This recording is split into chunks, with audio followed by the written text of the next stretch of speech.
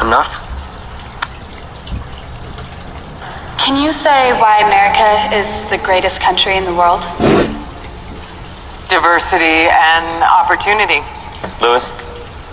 Freedom and freedom. So let's keep it that way. Well, why is America not the greatest country in the world, Professor? That's my answer. You're saying... Yes. Let's talk about... Fine. Sharon, the NEA is a loser. Yeah, it accounts for a penny out of her paycheck, but he gets to hit you with it anytime he wants. It doesn't cost money. It costs votes. It costs airtime and column inches. You know why people don't like liberals? Because they lose. If liberals are so fucking smart, how come they lose so goddamn always? Hey. And with a straight face, you're going to tell students that America is so star-spangled awesome that we're the only ones in the world who have freedom? Canada has freedom. Japan has freedom.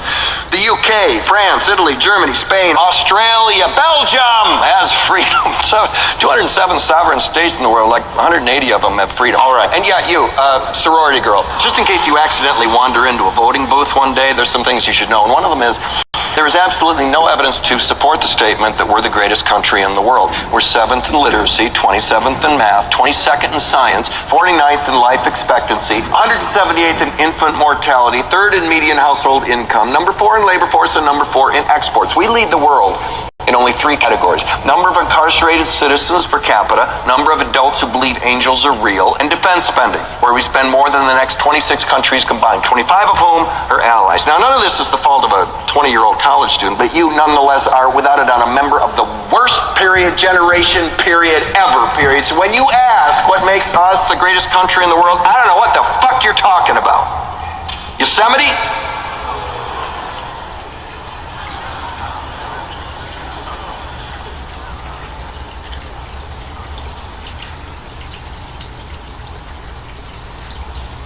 Sure used to be. We stood up for what was right. We fought for moral reasons. We passed laws, struck down laws for moral reasons. We waged wars on poverty, not poor people.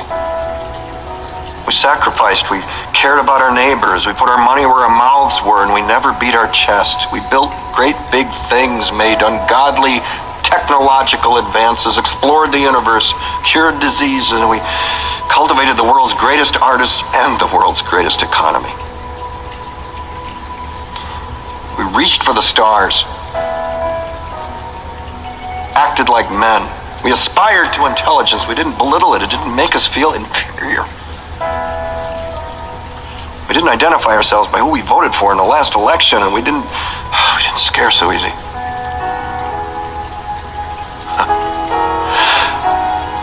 We were able to be all these things and do all these things because we were informed by great men who were revered. First step in solving any problem is recognizing there is one. America is not the greatest country in the world anymore.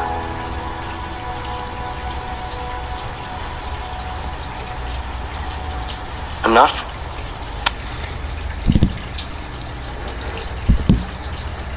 Okay. Whoa, that's a freaking intense morning, right? Good morning to all of you. I love you all so much. Thank you for watching. Thank you for hanging out with me today. New format. Today has a new format. I have decided since yesterday and talking to some people that yes, I am going to do a 3-part morning type thing. And in the first part of the morning, what I'm going to do is I'm going to talk about current events and what's going on in the world, then the whole concept of what we're talking about, and then send you on your way happy and go lucky, knowing that we can kick ass and take some names. Alright, so I don't know if you've seen the video that was just playing. It comes from a TV show called Newsroom. It was a show that was on HBO. It was amazing. And in the first episode, they go through this speaking event that they were doing at a college, and the main character goes absolutely balls to the wall against America. And most people don't remember the second part of the conversation, or his speech, where he talks about how great America was. And so, I was thinking about this, and you know, when was America ever really a great country? You can look back at our history and you can see that more times than not, we've been a very, very, very intensely hardcore country. And many times not for the account of all, not thinking of everybody and just thinking of ourselves. Thinking about what we wanted at that time, right? So, what makes America great? Whoa, hey, there goes the phone. What makes America great? And the answer to me, I think, is that it's something I just saw in a video the other day, and they were talking about the Olympics and how when you go and you watch the Olympics, right, it doesn't matter what country that you go to. If you go and you, like, you know, see China, it's just all Chinese people, and you see India, it's all Indian people, and you see Russians, it's all Russian people. But when you see America, you see this amazing ensemble of every country in the world. And in the end of everything, at the end of the whole entire thing, we really are the first country to ever try and do what we're doing. And we're unlike any other country because of it. And so having and placing everybody together creates that melting pot, creates the beauty of what this country is really all about. And I did this trick the other day. I don't know if you guys saw it, but I did a trick where I had this milk and it was in a big cup and it went to smaller and smaller and smaller, right? And really the whole, I asked my friend who's a magician, I asked him, I go, what do you think the trick was about? He's like, well, it's about like not needing a lot of stuff in life and being able to fit the stuff that fits in a big cup into a small cup. And I said, well, yeah, that really wasn't what it was about. And he goes, oh, really, what was it about? And I go, it was about soul. It was about your soul. Like, if you're a person who's in a big cup, right? A big cup would be a person who has lots of money and lots of fame and maybe lots of fortune and who knows, lots of stuff. And they have this big cup. But inside of them lies their soul. And their soul is no bigger than any other soul. No soul is greater than any other. We're all just a piece, a fragment of that which is, whatever that thing is. So the question really was, what makes America great? And I think America is great because of all the things that we do that are what would be considered minutia in the whole grand scheme. Like, we're like, it seems very small, the things that we do, the little tiny actions that we make. Yes, exactly, James. What I was saying is, you can make these. Where was I? I lost where I was.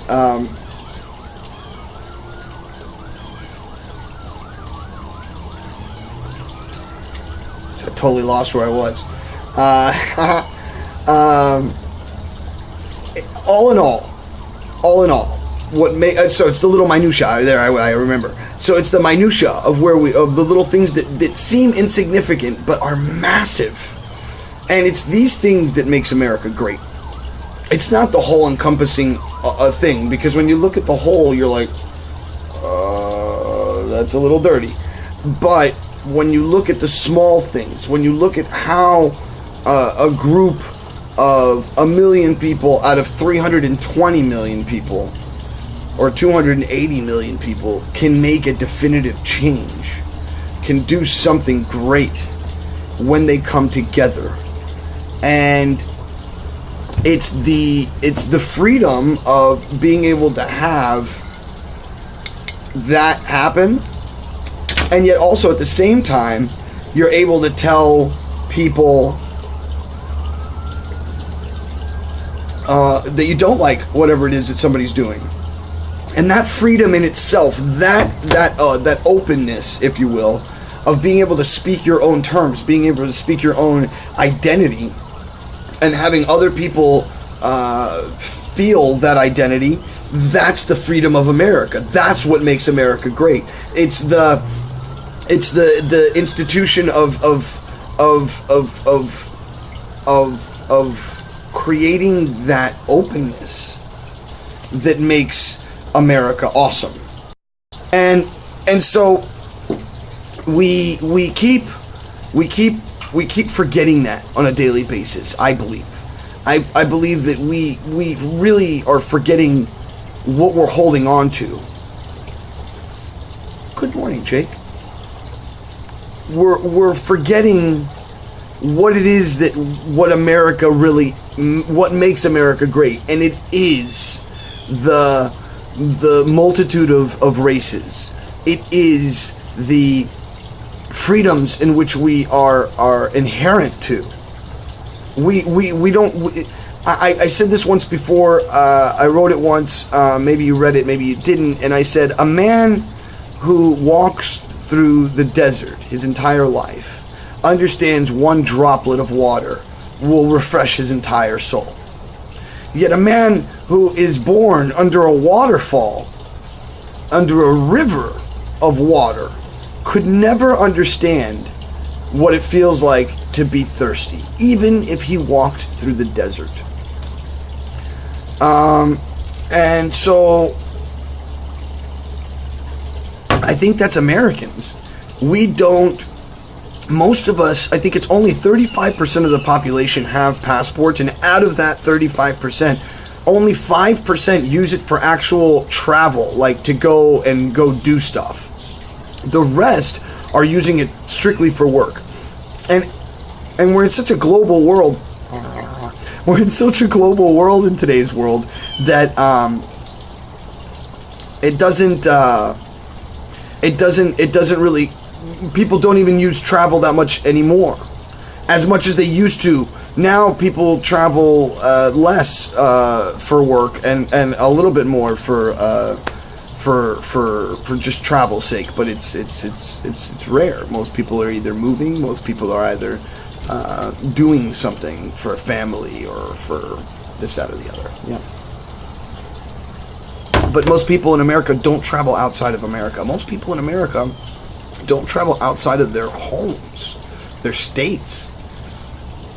And I mean, how much can you learn about the entire planet if you're by yourself, if you're in your own little thing and you never expand outside of that? So, you know, it comes to say, what makes America great again?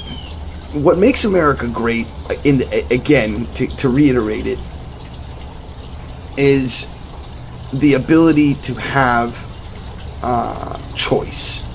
Where in other places you don't have choice. You don't have the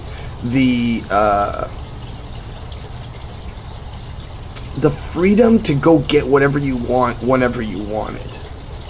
You really don't. Like in England, even. England may be a little different, London specifically, but you don't have the convenience. That's what makes America is about convenience. At least that's what we've made ourselves out to be. And you don't have that. And I mean, the way I look at it is that if you look at people's toiletry, like the toilets, I'm not kidding. If you look at toilets around the world, you'll understand where the convenience lies. I know that sounds crazy, but it's so true. The more, the nicer the toilet. Don't ask me why this is the way this is, but maybe it's because we spend an enormous amount of time going to the restroom. But the truth is, and I'm not kidding, the toilets that you end up seeing in the world, the nicer they are, nicer the world around those toilets are. And that speaks to America. You would think that we have really bad toilets in America, but go to another country and then they don't even have toilets. They just have holes. There's some countries that they squat.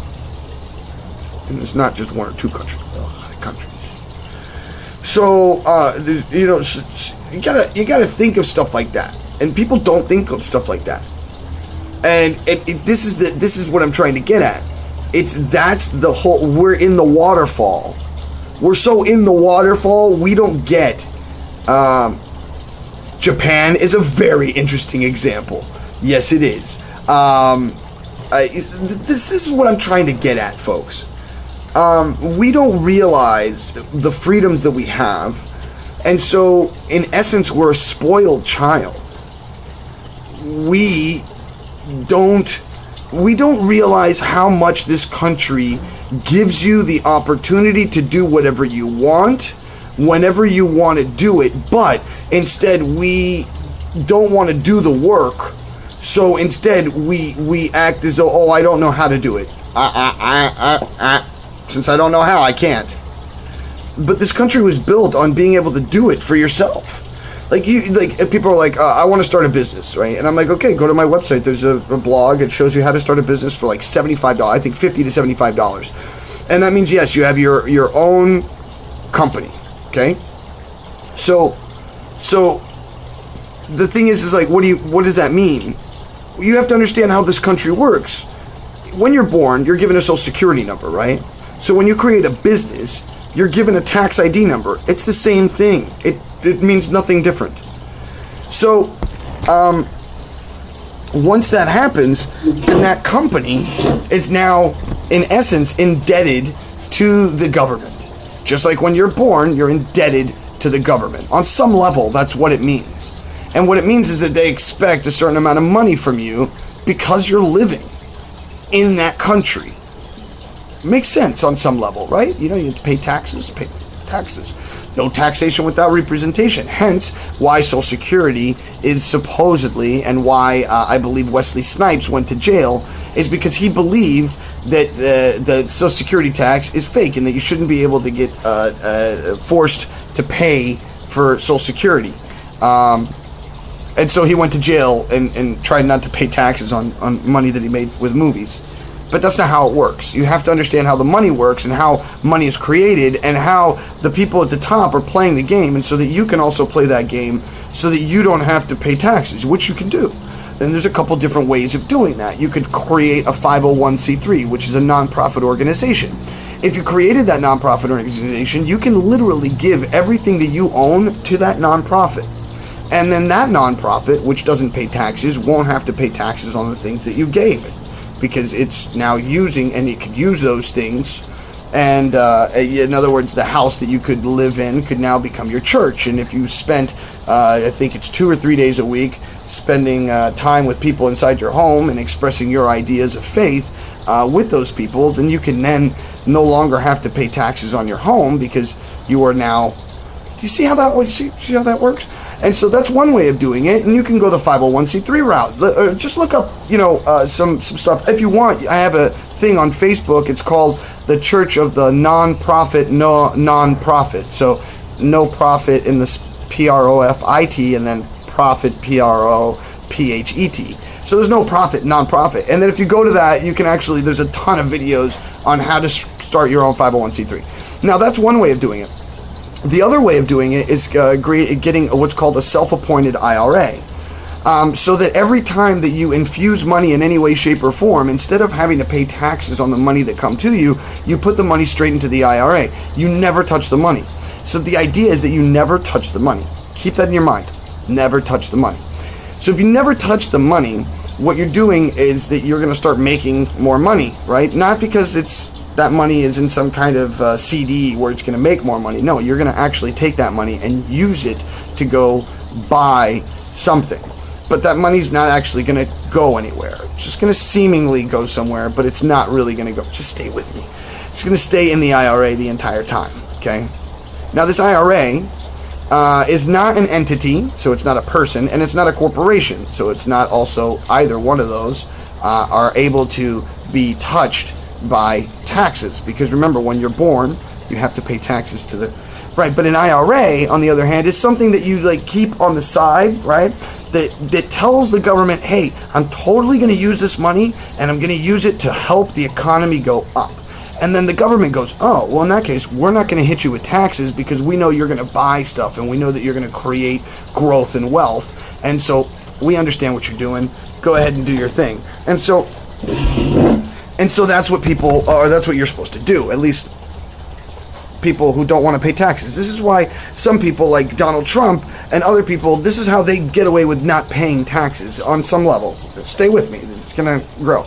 Let's say you take this money that you have in a self-appointed IRA. Let's say you have $20,000, $100,000, something to that amount.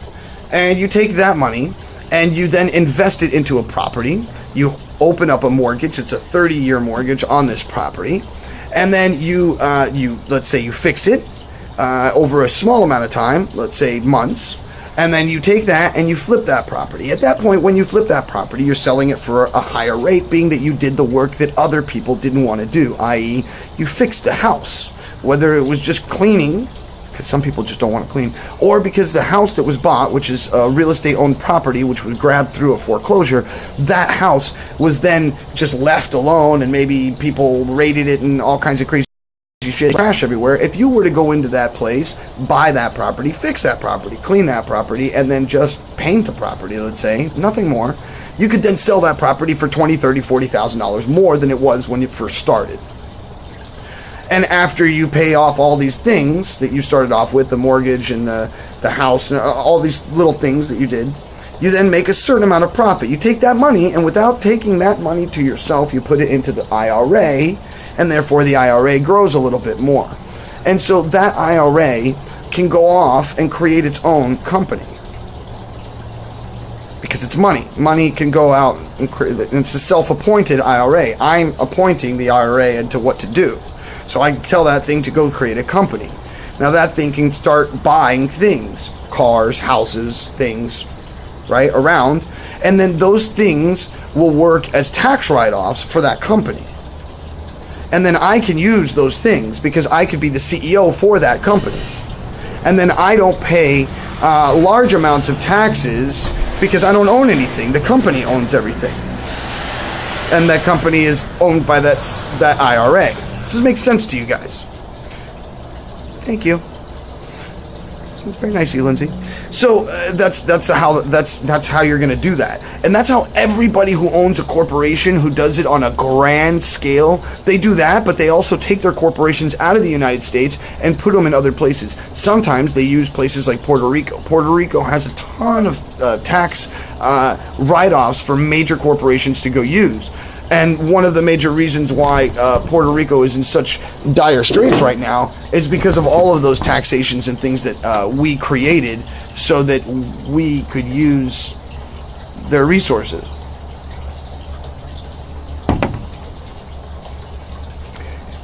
No, thank you very much, Lindsay. It's very nice of you. You're beautiful. Thank you, my dear. So the thing you have to ask yourself is that a bad thing? Like, did we create all of these laws and all these things in a way that was bad? So it's a dualistic thing on this thing, right? So on one level, the world sucks and things are horrible. The Great Barrier Reef is dying. The rainforests are turning into deserts. We are using Mother Earth to drive around to go do really, really ridiculous things that we really don't need to be doing, i.e. shopping and i.e. Going out to entertainment type things and taking long drives. We're using, if you will, the Earth, and we just seemingly just don't care about her.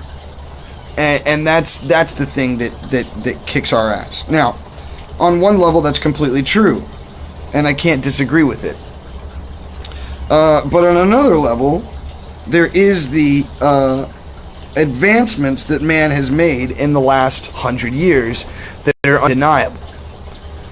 But do those advancements equal the amount of pain and the amount of trauma that we've created based on it? So that's like the factor of where we're looking. Is this good based on death? And the more death is over here, and this would be like technological advancements. So yeah, sure, technological advancements have gone up, but how many people have to die for a car or the light bulb? You get what I'm saying, right? What I'm saying is that the reason that the reason that some of the things are great is because of this idea of corporation, this idea of these tax laws and these things. And then a reason why these things are so crappy is because of these tax laws. So it's this dualistic sword. It's life. Like, life is dualistic. It's not great, it's not shitty. You have to find the middle point and find what makes it great, what makes it not so great.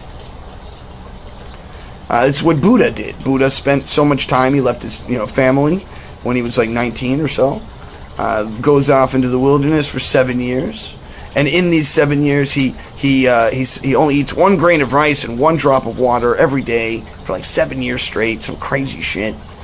And so he does this, and then after that, he comes back and he realizes that a life of opulence is too much, and a life of destroying yourself and hurting yourself is too much, so you must find a middle ground. And is America that middle ground? I don't think it is at this point. Maybe it was at one point, but for a very short amount of time. The allowance of all the freedoms that we have is the thing that helps us and also holds us back. Because I was reading a letter that Mike Rowe wrote recently, and a kid was like, "Hey, Mike, you have a lot of people that listen to you and what you say. Tell everybody to go vote for somebody, for your candidate of choice." And I think the kid said he wanted everybody to go vote for Hillary. And he says, "Cancel." Hi, it says, "Listen, man, I really appreciate the fact that you like me and everything else." He goes, "But before I were to tell anybody to go vote, like all these other famous people are doing, I have to really know who these people are, because the truth is, the freedom to vote is not it's a choice. It's not some kind of thing that you have to do. Whoever said that is lying to you. It's the same thing as like the choice of getting a gun. Just because you have the choice to go get a gun, are you going to go buy one? And if so, do I know anything about the person who's buying it?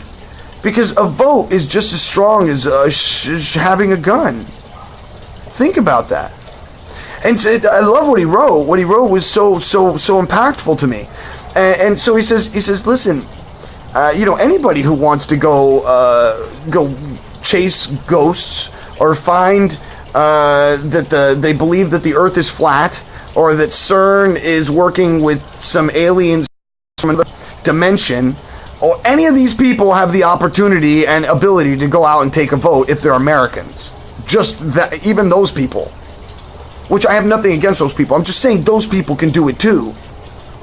And that these are people who don't use science, who don't use facts, who don't use knowledge, intelligence to go find information. Instead, they listen to whatever they see on this thing, and they go, "Oh, look, it says it. Oh, Snopes says it. I know that Snopes is real. Wikipedia is not real." I don't know who all these people are, but I've heard people say this. And so to me, it's like, you're taking your information from, it's not a book. It's and how do I know what the book is if that's even real? How much information is actually real? I mean, granted, I can go and get a scientific study, but in today's world, scientific studies are being done so that corporations that make pills will make they'll make those scientific studies out for what they want them to be. So I don't even know that information's really real. Sorry, like that color on you. Oh, sorry, that was someone earlier. So anyways. So what I'm trying to get at here isn't that everything's fake and that nothing's real and that we're all lying to each other, because that's not true either. And I don't want you to think that I'm being some fatalistic, nihilistic character where I'm like, "Oh God, the lie." It's not that. I'm not doing that. What I am trying to say is, knowing information is different than experiencing the information. And just because I hear one news source, and I don't know, and anything could be a news source in today's world. Like I said, you can go open up your own company and you can become your own news company overnight if you so choose. We have all the technology. It's right here, and all you need to do is find like 10 other people that want to join you on your quest, and then before you know it, you have a news source in Houston or wherever city you're in. It could happen. The point is that it doesn't take anything to just go out there and do it, except to do it and become, if you will, a source. What I'm getting at is that the information that you know or that you're coming into, you may not know is really yours. And these people who can go out and take votes, we don't know that they're even... who knows who actually has real information in today's world about these people? Who are these people? I don't know, man. All I know is that most of them lie. Most of them are greedy. And that doesn't matter which one you're talking about. They're all pretty much the same thing. And then the ones that do want to come out and try and help and do something positive are upheld and then either somehow or another pushed off to the side because nobody really wants that. And it's like been since like JFK. And I say nobody really wants that because I'm talking about the people who have money. I don't feel that they want us to learn to love each other and to live through a fashion of love and faith. They would have us rather have faith in this thing that doesn't exist, which is called money, and put in God we trust on the paper and make that our God on some level. Because doing that, you think, ooh, look, I worked this mine. It's mine. You can't have it because I worked for it. And that's the mentality you have when you work on that side. Whereas if you work on the side of faith and knowing that you're going to be okay and knowing that you're going to survive just like the plants do because they do, then you work on a totally different mindset. You don't think of, I can't do this because I don't have the time because of this or that, or I don't have this or that because of this or that. It's this. On this side, you're in this complete concept at all times of being in a place of loss. There's never enough of anything. We're all gonna die. This is bad. Catch it now, because if you don't get it now, there's never gonna be another one of these things. In essence, that's how that works. You see what I'm saying? The whole idea of planned obsolescence and perceived obsolescence, perceived conceptual idea that you don't have but one of these, if you don't get it for a limited time only, you're just a loser for that cool thing that everybody's going to buy, i.e. the new PlayStation VR. If you don't have PlayStation VR, you're not cool. You don't have your Z for reach. So the point is that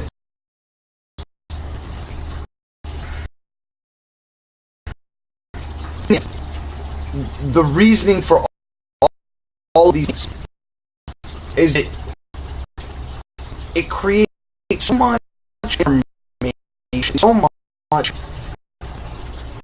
It becomes this hypnotic thing, and hypnosis, because of loading the mind with information, and even me trying to explain so many aspects of this thing, and going to the idea back to what my point is, that you have all these people that can go out and vote. I tell you who to vote for. It's your choice. It's your choice to either get listen or not listen, watch anything.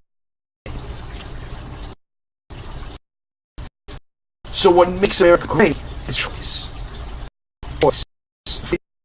Freedom, choice of being